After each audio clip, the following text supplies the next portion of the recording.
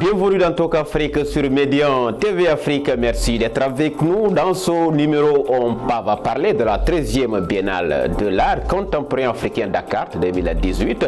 La capitale sénégalaise qui va vivre pendant un mois au rythme des artistes. Une manifestation phare de l'agenda culturel d'Afrique et de sa diaspora. L'exposition internationale intitulée Une nouvelle humanité comporte cette année 75 artistes venant de 33 pays différents du monde. Mais aussi, il y a un peu plus de 300 événements, aussi bien à Dakar qu'à l'intérieur du pays. La Tunisie et le Rwanda, deux pays qui sont à l'honneur cette année. Et puis le thème de cette édition, le rouge, qu'est-ce qui justifie le choix de cette expression empruntée à Aimé Césaire? Quels sont les enjeux véritables de la biennale? Quel rôle elle peut jouer dans la promotion de l'art africain sur la scène internationale? Pour en débattre, je reçois avec un immense plaisir sur ce plateau Babacar Mbaye Diop. Vous êtes enseignant-chercheur ou maître de conférence à l'université Cheikh Anta Diop Dakar, spécialiste en esthétique et philosophie de l'art et de la culture, mais également ancien directeur général, secrétaire général de la Biennale, plus précisément en 2014. C'est bien cela. Merci d'être avec nous. Bienvenue. Merci beaucoup, M. Diallo. C'est moi qui vous remercie de m'avoir invité dans ce plateau-là. Avec nous également sur ce plateau, Amandine Tochon Ndiaye, elle est directrice artistique de BIND Images Contemporaines. Merci d'être avec nous. Merci. Merci. Avant d'aller dans le vif du sujet d'actualité, comme annoncé en début de cette émission, bien sûr, nous allons d'abord revenir sur l'ouverture officielle de la Biennale de l'art africain contemporain. Le thème de cette édition, rappelé tantôt, de cet événement culturel international, est le rouge, un terme emprunté à Aimé Césaire. Pendant un mois donc, des centaines d'artistes venus de tous les continents vont communier autour de l'art africain contemporain. Et c'est un reportage de Fatih Matakan et Abdallah Souelem. Regardez. Dakar reste pendant un mois la capitale mondiale de l'art africain contemporain. Communément appelée Dakar, la Biennale est un moment d'offrir aux visiteurs une exposition intitulée Une nouvelle humanité. Je fais toute une série sur ce thème. Et je fais le suivre par une thèse sur le côté érotique et imaginaire de la représentation de la corps féminin dans la pratique artistique en Tunisie, dans l'art moderne et contemporain. Ce rendez-vous culturel, c'est aussi un moment privilégié pour ces artistes exposants de partager leurs expériences, mais également de se faire connaître et même d'attirer une certaine clientèle. Il y a déjà 5 ans, au Rwanda, il n'y avait pas de musiciens qui pouvaient jouer aux instruments du live, quoi. Il y avait des musiciens qui venaient du Congo, de l'Ouganda, du Kenya. Mais grâce à cette école de musique, maintenant on a des musiciens rwandais qui commencent à jouer ici partout dans le pays. La Biennale de Dakar a fini de s'affirmer comme un creuset de l'art africain contemporain et au-delà, et l'édition 2018 veut consolider les acquis de celle précédente. La présente édition de la Biennale intervient dans un contexte marqué par la prééminence de l'économie de la culture, en ce monde en mutation dans lequel les produits culturels génèrent de plus en plus de richesses. En effet, le marché de l'art contemporain connaît une formidable croissance, même si la place de l'Afrique demeure encore très faible. La Biennale de Dakar sera rehaussée également par les expositions off qui seront présentées sur tout le territoire national avec plus de 300 initiatives. Le Rwanda et la Tunisie sont mis à l'honneur de cette présente édition pour une monstration de leur créativité artistique.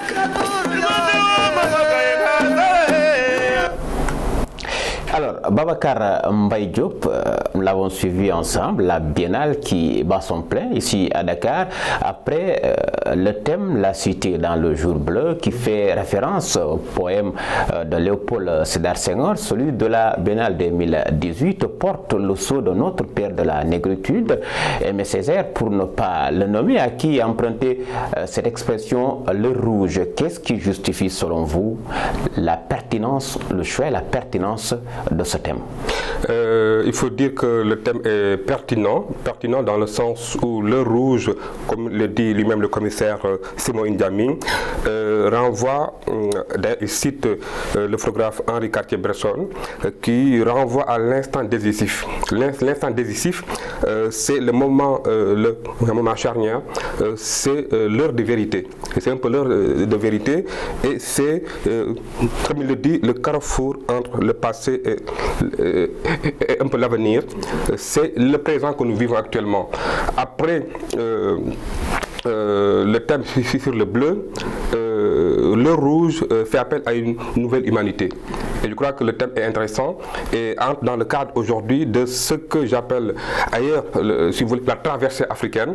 Parce que tout simplement, c'est comme si nous étions sur un radeau, que nous traversons la mer. Le passé n'a plus de sens. Ce qui est important, même le présent n'a plus de sens. Ce qui est important, c'est vraiment comment traverser donc avec le radeau dans lequel nous sommes. Je crois que c'est dans ce sens-là que Simon a imaginé ce thème qui me semble vraiment intéressant. Ce thème intéressant, Amandine Tossondiaye, comment comprendre, expliquer cette problématique autour de cette thématique? Alors, nous, dans le sens où je me rapproche de Babacar, c'est-à-dire que c'est vraiment dans le présent. Bind, le projet que j'ai initié aussi, c'est vraiment pour le mot Wolof écriture.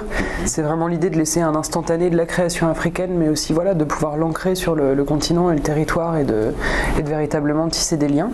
Donc c'est vraiment aussi, ça parle du présent et je pense qu'on est vraiment là-dedans dans cette biennale. On n'est plus dans le passé. On n'est plus dans le passé, on n'est plus à cet appel du passé des origines. Il faut que nous vivions l'heure actuelle, l'heure présente, et c'est ça qui est important à mon sens dans ce thème. Alors, cette biennale a enrichi la participation, je le disais tantôt, de plus de 75 artistes venus de différents horizons. Aujourd'hui, quels sont véritablement les enjeux de cette édition? Disons, il y a beaucoup d'enjeux comme toutes les biennales du monde. L'enjeu, il est d'abord culturel, mais aussi artistique. Parce que la biennale d'abord a un rôle de promouvoir les artistes africains. Ensuite, au-delà de cet enjeu artistique esthétique, il y a un enjeu social, il y a un enjeu économique. Les gens oublient souvent qu'il y a tellement de visiteurs qui viennent à Dakar.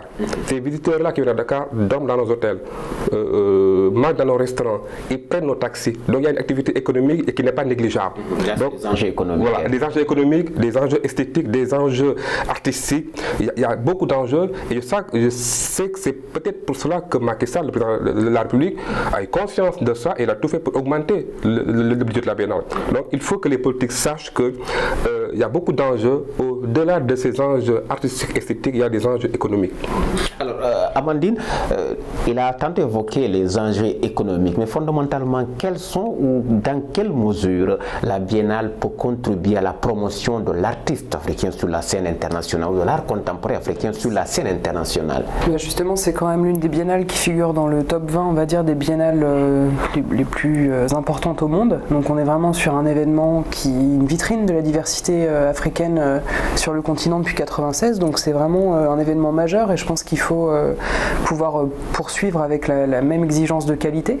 Donc il y a aussi une question de budget, effectivement, que le président a mis en place, a alloué un budget supplémentaire. C'est important pour que le niveau puisse vraiment se conserver. Et je pense que c'est vraiment un rendez-vous international et aujourd'hui il est connu de tous les grands acteurs du monde de l'art. C'est la biennale, en tout cas elle fait partie des biennales les plus connues au monde. Moi je suis fier à chaque fois que je voyage dans le monde entier et qu'on me parle de la biennale de Dakar. C'est notre fierté. Elle n'est même pas une fierté sénégalaise, elle est une fierté africaine. C'est vrai que vous avez été le secrétaire général de la Biennale 2014. Pour cette édition, quelles sont les grandes innovations, les innovations majeures? Bon, il y a quand même les pays invités où chaque pays a un pavillon. Moi-même, je l'avais fait, hein, donc ce n'est pas une nouveauté réellement, parce qu'en 2014, j'avais invité l'Algérie et le Maroc et chacun avait donc ce pavillon. Mais je crois que ça n'a pas eu lieu en 2016, non, et en 2018, on l'a repris, ce qui est donc une bonne chose. Les pays invités doivent avoir chacun un pavillon, je pense que ça c'est important. L'autre chose que j'ai bien aimé, c'est le fait d'intégrer les enfants dans la biennale. Même s'il y a eu quelques expériences, mais le fait vraiment d'intégrer les enfants dans la biennale, c'est important parce que c'est là que les enfants apprennent un peu l'importance de l'art africain, l'importance de l'art en général. Il y a aussi je crois que cette année, il y a une petite équipe qui s'occupe de faire de prendre note pour faire un peu le tour de la médiation. Il y en a eu en 2014 et en 2016, mais la médiation aussi elle est importante. Il faut qu'on forme des guides qui puissent accueillir les invités dans les sites, ça aussi c'est important. Et il y a même, je crois, un groupe qui s'occupe de faire, de relever un peu le nombre d'invités qui viennent. C'est un peu pour faire les statistiques. C'est important qu'on ait de vraies statistiques. Il n'est pas normal pour une biennale comme celle de Dakar que chaque année on fait de l'informel. Il faut qu'on arrive maintenant à avoir de vraies statistiques. C'est à partir de cette statistique-là que le gouvernement, en tout cas, peut promouvoir, donc je crois, ou même peut augmenter le budget. Parce que si l'État sait qu'il y a une activité économique qui n'est pas négligeable, je pense que même les autres pays africains devraient participer financièrement. Macky Sall l'a dit dans son discours, c'est que cette biennale-là, elle n'est pas sénégalaise, elle est africaine. Et c'est un peu cette fierté-là, je pense qu'il faut garder. Alors c'est vrai qu'elle bénéficie d'une vaste médiation, cette biennale, mais du côté du marché, est-ce qu'aujourd'hui on peut dire que l'art africain peut être porteur de croissance? Parce que quoi qu'on dit, c'est vrai qu'elle est connue partout à travers le monde, mais la croissance du côté du marché, vous en pensez quoi? Alors, il y a énormément d'artistes africains qui sont promus au niveau international. Le problème, c'est que quand on en a besoin, entre guillemets, on vient les sortir et on fait des expos ailleurs.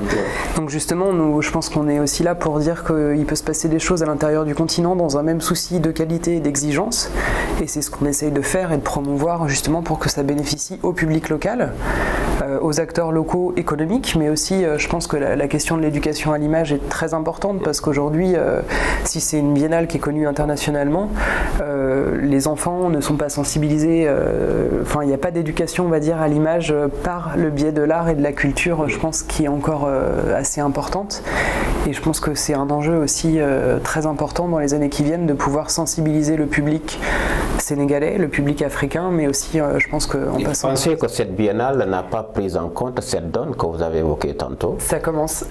Ça commence avec même l'ouverture du pavillon Sénégal pour un peu dans le cadre de l'appropriation même de l'événement culturel. C'est ça, mais je pense que c'est pas un réflexe effectivement de la population locale d'aller voir cet événement, mais justement il faut qu'on réussisse à l'amener et à amener les plus jeunes peut-être à venir rencontrer ceux qui œuvrent aussi sur leur continent. Revenons sur le pavillon Sénégal. Moi je suis de ceux qui sont contre. Personnellement, je suis contre parce que cette biennale n'est pas sénégalaise, elle est africaine. Parce que les artistes se sont plaints, c'est vraiment la réalité, les artistes se sont plaints en disant que cette biennale-là ne leur appartient plus, on leur crée dans le pavillon sénégalais. Ça pose problème. Les artistes qui veulent être dans la biennale, ils n'ont qu'à candidater comme les autres et ils vont figurer dans l'expo officielle. Beaucoup de nos artistes ne candidatent pas, ne déposent pas leur demande de candidature parce qu'ils savent qu'ils ne vont pas être pris, tout simplement. Et donc, s'ils sont bons, mais ils n'ont qu'à aller concurrencer les autres. Donc ça veut dire quoi? Ça pose cette problématique de la formation des artistes pour la plupart. Hein? De toute façon, au-delà de la formation, il y a aussi l'encadrement. J'ai toujours dit que nos artistes ne sont pas encadrés. Continuité toujours de la formation. Voilà. Et tout simplement parce que l'artiste, son rôle, c'est de créer. Il doit se limiter à la création. Maintenant, tout ce qui tourne, tous les métiers qui tournent autour de l'art, c'est ça qui manque un peu au Sénégal. Vous avez parlé tout à l'heure avec Amandine du marché de l'art. Il est vrai que la Biennale de Dakar aujourd'hui draine beaucoup de monde. Les gens viennent de partout. Mais on n'a pas véritablement une vraie économie de l'art africain aujourd'hui. Pas en Afrique, peut-être à peu près à l'extérieur du continent. Aujourd'hui, si on parle de marché de l'art, il faut des préalables. C'est des choses qui manquent vraiment au Sénégal et même en Afrique et qui font qu'on a du mal encore à parler du marché de l'art. Et c'est quoi ces préalables? Ces préalables, d'abord, pour qu'on puisse parler de marché de l'art, il est vrai que d'abord il faut un acheteur, il faut un vendeur, mais surtout il faut un marché. Un marché donc structuré. Aujourd'hui, tous ces métiers qui tournent autour du marché de l'art sont presque inexistants au Sénégal. Il n'y a aucun commissaire priseur au Sénégal. Ça n'existe pas. Il n'y a pas de maison de vente au Sénégal. Il n'y a pas beaucoup de galeries. Il n'y a pas beaucoup de centres d'art. Il n'y a même pas de revues d'art. Et tout cela doit accompagner le marché de l'art. Aujourd'hui, on n'a pas ça. Donc, on a un marché un peu timide. Il est vrai que les artistes vendent, les gens achètent, mais ce marché-là, il est timide. Et si on regarde bien, les artistes qui marchent le mieux, ce sont ceux qui vendent à l'étranger. Ceux qui sortent à l'étranger. Là, ils vendent bien.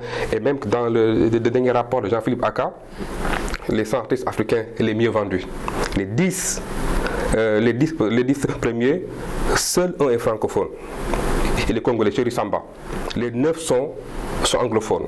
Là aussi, on doit se poser des questions, nous, en tant que francophones. Pourquoi, au devant de la scène mondiale, internationale de l'art africain, il y a les artistes anglophones? C'est une question qu'on peut se poser.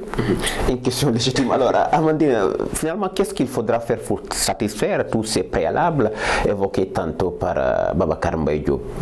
Alors je pense qu'effectivement c'est un tissu, c'est une structure à créer, mais il faut qu'on arrive à pouvoir la créer aussi de l'intérieur avec les acteurs qui sont là et pas que ce soit quelque chose qui soit importé, on va dire, de l'extérieur. On a bien sûr des choses qui sont reprises de la Biennale de Venise par exemple avec le pavillon des pays invités, donc ça c'est des choses qui marchent, mais après je pense qu'il faut vraiment sensibiliser les artistes à pouvoir le faire par eux-mêmes et à ce qu'ils en aient l'envie d'être accompagnés et de pouvoir créer des structures internes. C'est tout d'être accompagnés, c'est tellement important. Nos artistes ne sont pas accompagnés ou bien ils veulent tout faire seuls. Je disais tantôt que son rôle c'était de créer, mais l'artiste ne peut pas s'occuper de sa création, s'occuper de sa carrière, s'occuper de ses expositions, s'occuper des partenaires. Non, c'est pas son rôle. Il y a des experts dont le rôle c'est ça. Donc il doit se limiter à la... Je dis toujours que le footballeur, il a un manager. Il a un agent. Il a un agent qui s'occupe de sa carrière. Le musicien, il a un manager. L'artiste contemporain doit avoir un manager qui s'occupe de sa carrière. Donc c'est ce qui explique certainement cette lacune, cette problématique dont vous venez de parler. L'artiste, c'est lui qui fait tout à la fois. Oui, à la fois. Et c'est impossible.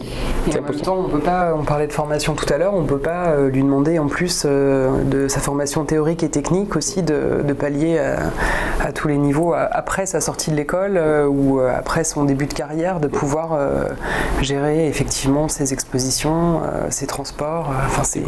Alors la Biennale, c'est également les manifestations d'environnement off. Il a été constaté que cette année, à travers le pays, il y a eu des manifestations. Le ministre de la Culture a fait même état de 312, 312, alors dans toutes les régions du Sénégal. Aujourd'hui, ça vous inspire quoi? Ça veut dire que ça occupe de lendemain meilleur en termes de perspective, Amandine? Chaque année, effectivement, on a un programme off qui s'enrichit, qui grossit en nombre. Après, je pense que Babacar et moi, on a réfléchi aussi à la façon d'amener quelque chose de nouveau. Donc pour nous c'était l'idée de faire un lieu qui soit dédié par exemple que au dessin africain. On s'est rapproché aussi de la Fédération africaine sur l'art photographique. Donc c'était vraiment pas créer une exposition de plus, parce que pendant la Biennale il y en a énormément et on n'arrive pas à tout voir, mais voir effectivement quel était le manque et qu'est-ce qui n'était pas encore peut-être inventé ou qu'est-ce qui n'était pas mis en place. Et je pense que c'est pareil pour Babacar qui est allé dans un lieu où il n'y avait jamais eu de off. Donc voilà, l'idée c'est maintenant au-delà du nombre et de la multitude, il faut trouver aussi des choses peut-être à amener en termes de qualité et en termes on va dire de ciblage. C'est vrai, Babacar, on se réjouit, les autorités se réjouissent, c'est vrai, voilà, des offres avec un maillage territorial, mais du point de vue qualité, vous en pensez quoi? Ça, c'est autre chose. Mais en tout cas, les offres sont aujourd'hui partie intégrante de la Biennale Dakar. Les offres, qu'on le veuille ou non, et parfois même, elles sont beaucoup plus intéressantes que les expositions officielles. Je dis toujours que les artistes qui n'arrivent pas à candidater ou qui ont peur de candidater ou parce qu'ils pensent qu'ils ne vont pas être pris, il y a les offres. Les offres sont ouvertes à tous les artistes du monde. Chacun peut faire son propre offre et du coup le problème de la qualité se pose. Mais c'est au commissaire que nous sommes parfois de choisir des œuvres de qualité.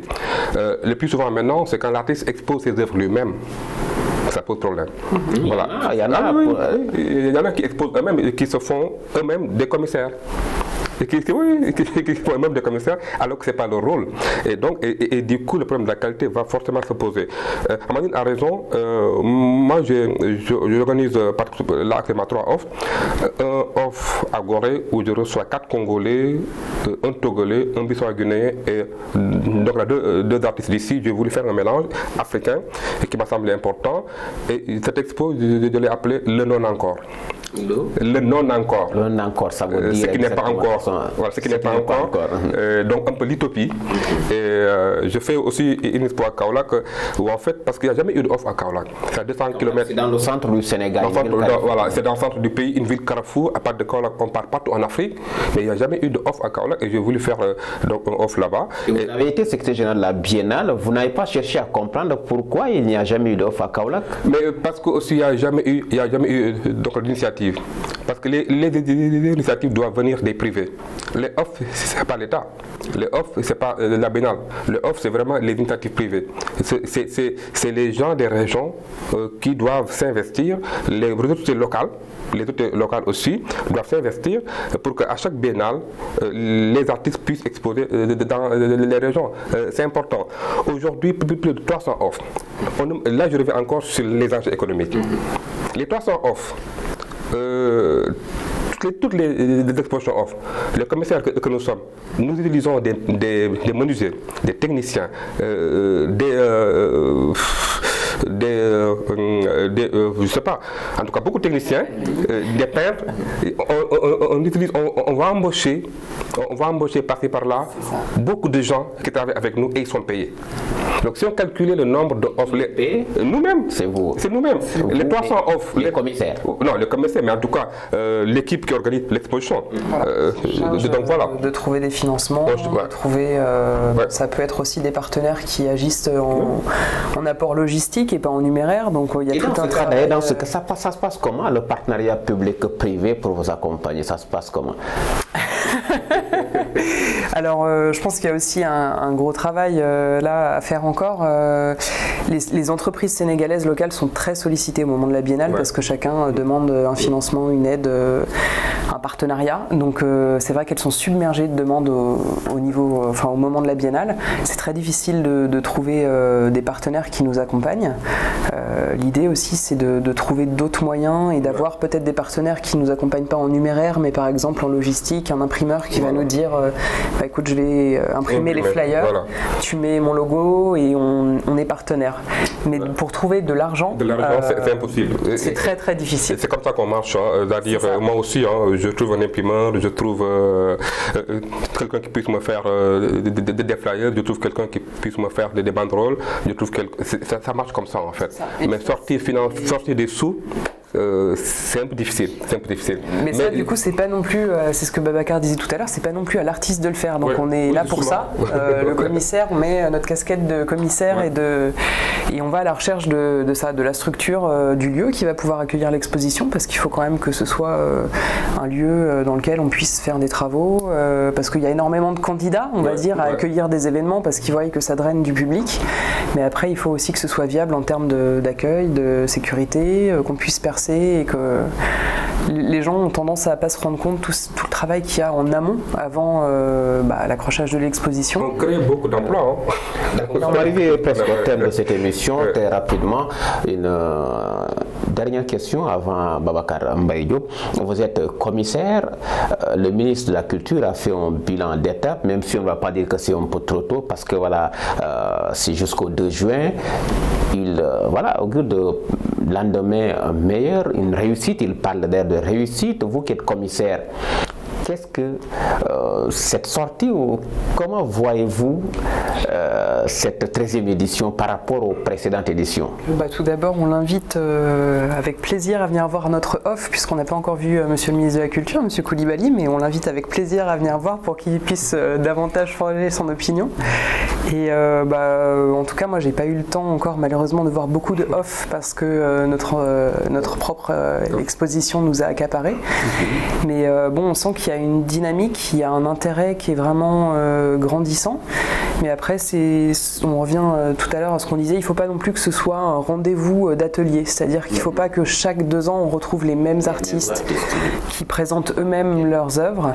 Et c'est pour ça qu'on est là aussi. Moi, j'ai choisi de travailler avec un appel à candidature. Donc, j'ai eu cette année 40 candidatures pour BIND. J'ai sélectionné 16 artistes. Et je pense que c'est important aussi de garder une certaine équité et de pouvoir avoir un choix qui soit objectif et présenter au public de la diversité et de la qualité. En quelques secondes, Babacar, vous en pensez quoi avec cette 13e biennale, thème de réussite? Et la raison, c'est important que les mêmes artistes ne reviennent pas à chaque édition. Parce que la biennale de Dakar, son rôle, c'est de promouvoir les artistes. Une fois que l'artiste est au devant de la scène, il faut qu'on arrive maintenant à promouvoir d'autres. C'est important. Il y a un engouement qui est là. Moi, je dis toujours que je suis fier de cette biennale de Dakar. Parce qu'à chaque fois que je voyage, on ne parle que de la biennale. Donc c'est une fierté pour nous. C'est quelque chose à conserver, à préserver. Maintenant, il y a le fait que, et ça a été mon combat pendant 2 ans quand j'étais à la biennale, c'est qu'il faut arriver à en faire une fondation. À mon avis, il faut que cette biennale-là se débarrasse un peu du ministère de la Culture. Mais on sent que le ministère ne veut pas laisser partir son fils, son bébé, et que donc, mais il n'y a que comme ça, si on veut la préserver, si on veut qu'elle soit pérenne, il faut que cette biennale soit une fondation. Il faut qu'on nomme un conseil de fondation qui s'occupe de gérer la biennale. C'est la fin donc de cette émission Talk Afrique qui avait l'honneur et le plaisir de recevoir Babacar Mbaye Diop, ancien secrétaire général de la biennale, plus précisément celle de 2014, maître conférence à l'université Cheikh Anta Diop de Dakar, spécialiste en esthétique et philosophie de l'art et de la culture. Avec nous également Amandine Tochon Ndiaye, elle est directrice artistique de BIND, Images Contemporaines, c'est bien cela. Merci donc messieurs et dames. Grand merci également à vous d'avoir été des nôtres. Grand merci aux équipes techniques et rédactionnelles. Cette émission, vous pouvez la retrouver sur le site internet de Médian TV Afrique. Le rendez-vous est pris pour le prochain numéro.